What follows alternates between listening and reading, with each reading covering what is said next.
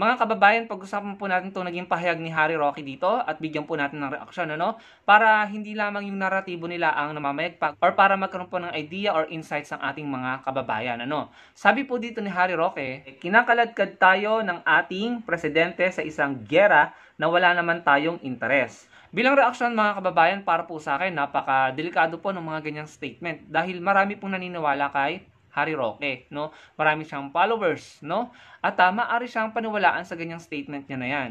Ako naman po, ang nakikita ko sa ginagawa ng Pangulo, para kontrahin yung sinabi ni Harry Roque, ang nakikita ko sa ginagawa ng Pangulo, ina-assert lang niya ang ating mga claims sa West Philippine Sea, ang ating exclusive economic zone, ang ating soberanya, sovereignty, at ang ating mga teritoryo doon. Ginagawa niya ang lahat at ang tama para mapanatili yung ating posisyon doon na hindi na maagaw ng China, Ginagawa lang man po ng Pangulo ang tama. Yung sinasabi ng Harry Roque na kinakaladkad tayo ng Pangulo sa giyera, para po sa akin, yun po ay hindi totoo, Hindi ko alam kung anong basihan ni Harry Roque, pero naniniwala ako na hindi yan ang layunin ng ating Pangulo. Dahil unang-una, wala po sa konstitusyon ng ating bansa na pumapayag sa isang presidente na magdeklara ng giyera. Tayo po ay depensa lamang. Natural, alam naman po hindi tayo kumilos or gumalaw or gumante kapag po tayo inaatake na, Sa pagkakaintindi ko po, ayon sa konstitusyon, saka lamang po tayo lalaban kapag tayo po ay inaatake na. Depensa lamang. Hindi po tayo yung tipong mag-provoke at magsisimula ng giyera, Dahil sa pagkakaintindi ko rin, hindi po pwede na ipagtanggol tayo ng Amerika kung tayo ang nagsimula ng giyera, So, maliwanag po yun. Pwede nyo naman pong i-double check sa konstitusyon natin at yung kasunduan sa EDCA. So, yung ganyang pahayag ni Harry Roque para po sa akin, maaring matakot ang mga Pilipino na maniniwala sa kanya and at the same time, maaring magalit sa Pangulo, sa kasalukuyang gobyerno kapag pinaniwalaan siya, Ang problema kasi, ang tagal-tagal nyo nang kumukuda ng ganyang giyera-giyera, ilang taon na, mag-iisang dekada na yata or mahigit isang dekada, wala namang nangyayaring giyera, Tiwala pa rin po ako sa gobyerno natin, sa Pangulo, na tayo ay hindi niya ipapahamak. Hindi ako bumoto kay Pangulong Bongbong Marcos, pero pinagkakatiwalaan ko po yung wisdom niya, yung talino niya pagdating po sa foreign policy at pagdating sa pag-handle niya ng West Philippine Sea.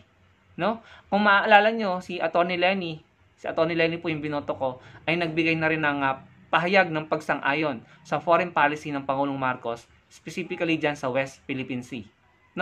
So, pagkatiwalaan po natin ang talino, ang wisdom, ang diskarte ng ating kasalukuyang gobyerno ng Pangulo pagdating po sa kanilang pag-handle sa West Philippine Sea at pangangalaga at pagprotekta sa ating bansa at sa ating mga likas na yaman.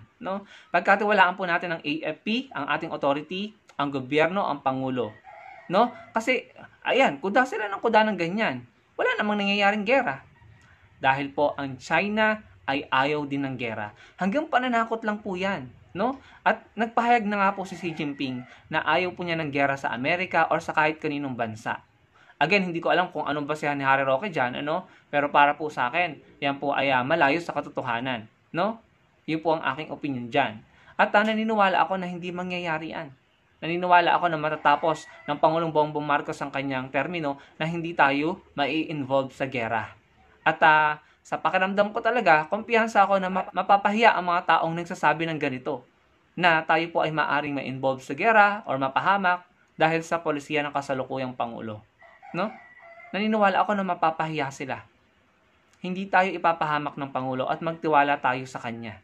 Alam niyo, may nabasa ako na parang isang pahayag na nagsasabing, kung ayaw mo ng gera, kailangan mong paghandaan ito. If you want to prevent war, then you're gonna have to prepare for war. Kasi kapag ikaw ay handa sa gera at kapag ikaw ay nakikitang malakas at ikaw ay may armas, yung mga bansang gusto kang sakupin o gerahin, matatakot mangingimi So kaya siguro sinabi na kung ayaw mo ng gera, kailangan mong paghandaan ng gera, Kasi sa ganung paraan, maipapakita mo na ikaw ay kayang lumaban.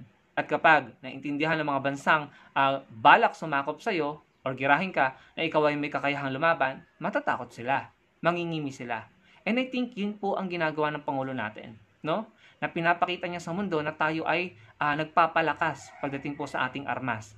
Pinapakita niya sa mundo na tayo po ay handang lumaban kung meron pong mapapahamak na Pilipino. Sabi niya nga, kapag may willful na pagkitil sa buhay ng isang Pilipino, then therefore, magtatanggol tayo, lalaban tayo. No? Yun po yung pagkakaunawa ko sa pahayag ng Pangulo.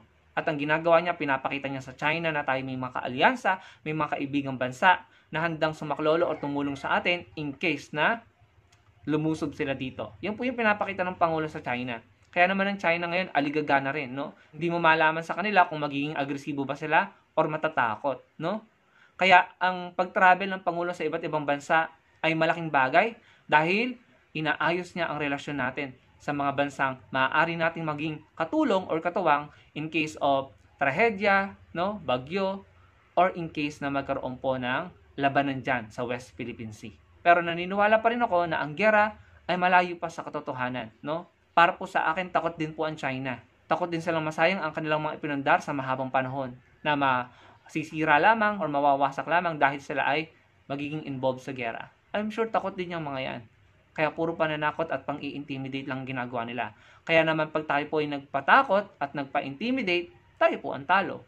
Dahil give up tayo nang hindi man lang sila nahihirapan. Kaya naman yung ginagawa ng Pangulo na pinapakita niya na tayo po ay palaban at tayo po ay may mga kaibigan, na tayo po ay hindi magpapabaya or magpapaubaya, yun po ay nagsisend ng signal sa China na tayo po ay matapang at hindi po tayo papayag sa kagustuhan nila, na tayo po ay handa, no?